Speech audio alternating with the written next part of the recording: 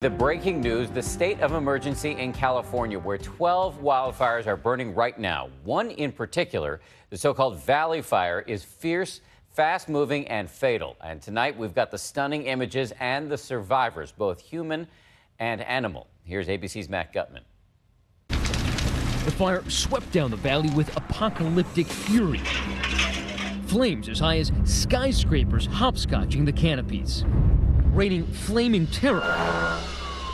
Families fleeing, navigating this hellish landscape. Cinders swirling in the air. 23,000 people displaced in Northern California.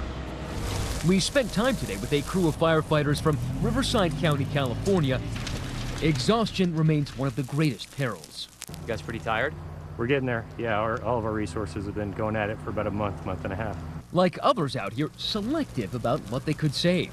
Firefighters are letting this burn. They're not concerned with this kind of grass fire. Their main concern right now, because they're so overwhelmed, is protecting homes and people.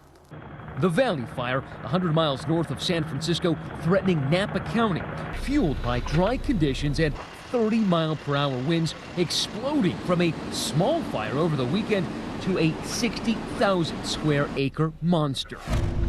One of the fastest spreading and most destructive fires in California this year.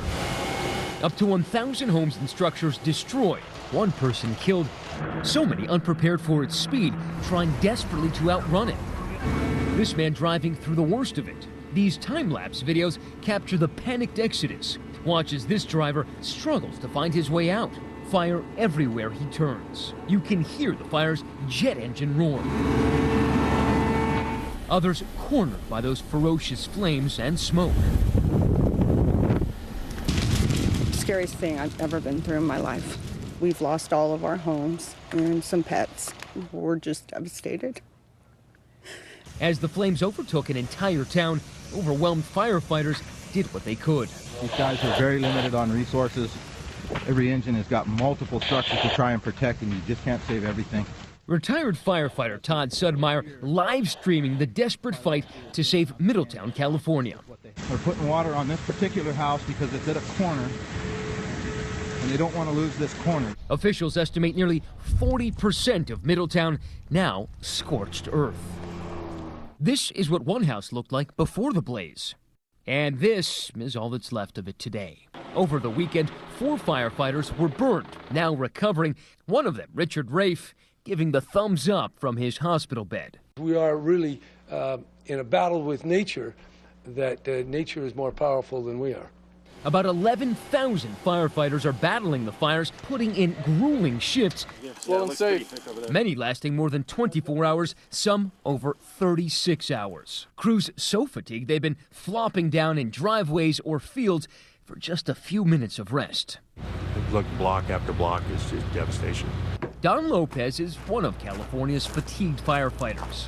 He retired last year, but decided to volunteer. Since then, it's been a parade of one fire after another. And then from the Rag Fire, I went to the Rocky Fire, to the Jerusalem Fire, to the Peterson Fire, to the Little Grade Fire. And I was 34 days straight on all those. Lopez has been a firefighter for more than 3 decades, appearing in this heroic Pulitzer Prize-winning photograph. This is all my yard right here. But never before has a wildfire hit so close to home. While fighting that quick-moving valley fire, he learned that flames on the other side of the blaze were shifting towards his own hometown of Middletown. I didn't know if I had a house to come to. I heard it was hitting Middletown pretty hard. You know, you started hearing all kinds of rumors, but, you know, you don't really know what to believe. So I just kept working and hoping for the best. I mean, there's nothing I can do at that point. He called his wife Heidi, with whom we caught up later. When I talked to my husband, I've never heard him raise his voice. And he was knocking on doors to tell people to get out. And he told one person, "You've got 3 minutes or the sheriff's coming for you." Heidi evacuated just minutes before the fire hit town. Fortunately, those flames stopped right here on Lopez's property. But if the fire had moved 10 feet closer to the house, yes, this wouldn't be standing. I really don't know how it's still here. I really don't know. Everything is gone. Lopez's house was spared. His daughter's wasn't. Everything's gone. Our house is gone. We only moved in there in November. All we have is gone.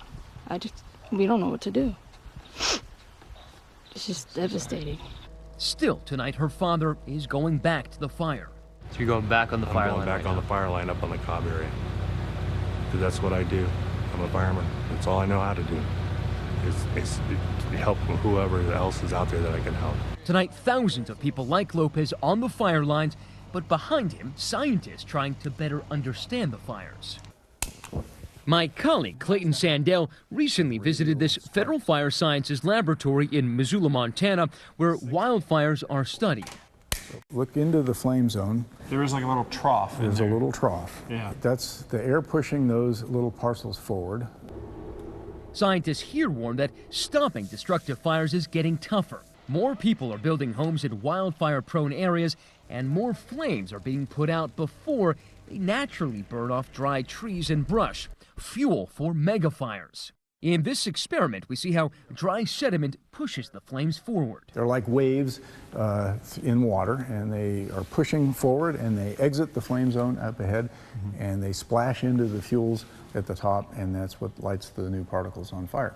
That's how your wildfires get big. That's how they get big, and that's how they spread.